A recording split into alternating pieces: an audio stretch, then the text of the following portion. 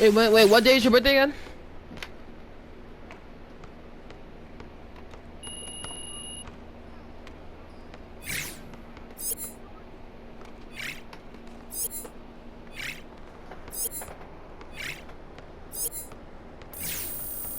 He's talking about have no muscle, bruh. Like, oh my god. I'm flexing and bro, the muscle was crazy. I just have fat, bro. If all that fat is removed, bro, god damn.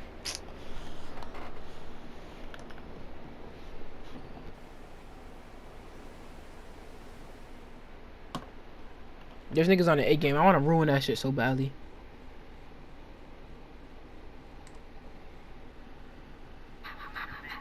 Fucking sweaty ass bitch.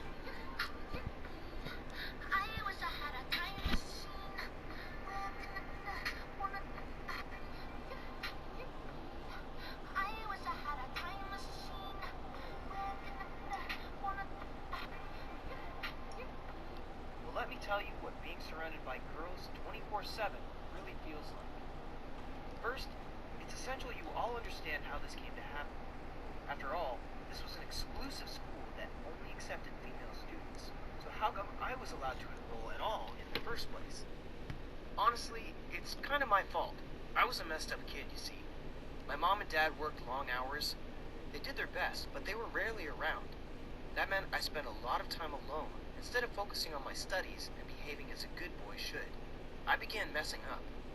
I'd hang out with the wrong crowds and began getting in real trouble. It got worse every month, and my parents got called from my school so often they didn't know how to handle it. I was accused of shoplifting once. It wasn't me who was stealing, but one of my friends.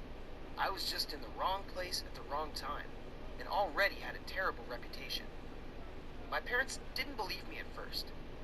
After we sat down, well, let me tell you what being surrounded by girls 24/7 really feels like. First, She make me do shit that I don't normally do.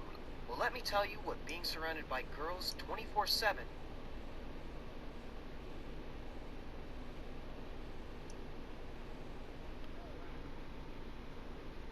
After we sat down and talked, they understood I really hadn't been the thief. All of the stolen possessions were under my friend's clothes, and he already had a criminal record, even if he was 17. Even if I wasn't to blame for the robbery, they were still worried about my attitude and the friends I had made. I stayed out till late at night, and I broke curfew often, and my mom told me I was spiraling out of control. That's when my dad and mom decided something had to change. They needed to keep an eye on me, but they couldn't precisely quit their jobs. So they talked to my Aunt Laura, who was the headmistress of this exclusive school that had, up until that year, only accepted girls. Laura wanted to help my parents handle my education. She was my mother's sister and had seen how worried Mom was about me. She wanted to help set me straight and be a good aunt, so she came up with a plan. She checked the school's regulations and managed to find a loophole.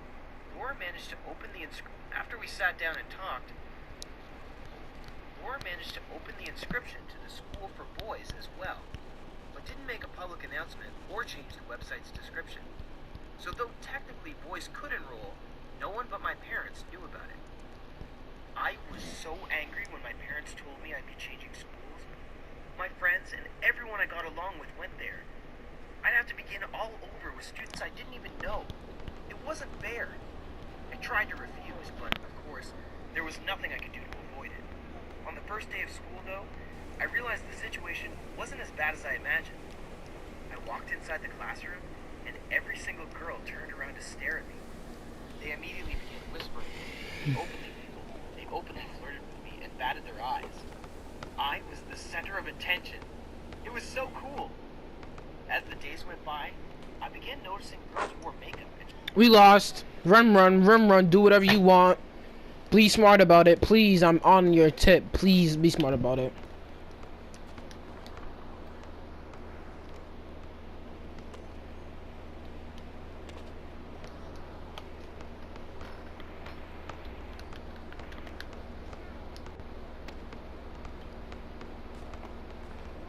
I didn't say we lost. I said please be smart. It's a guard. Fuck the G's ain't doing that shit. I didn't say we lost. Okay.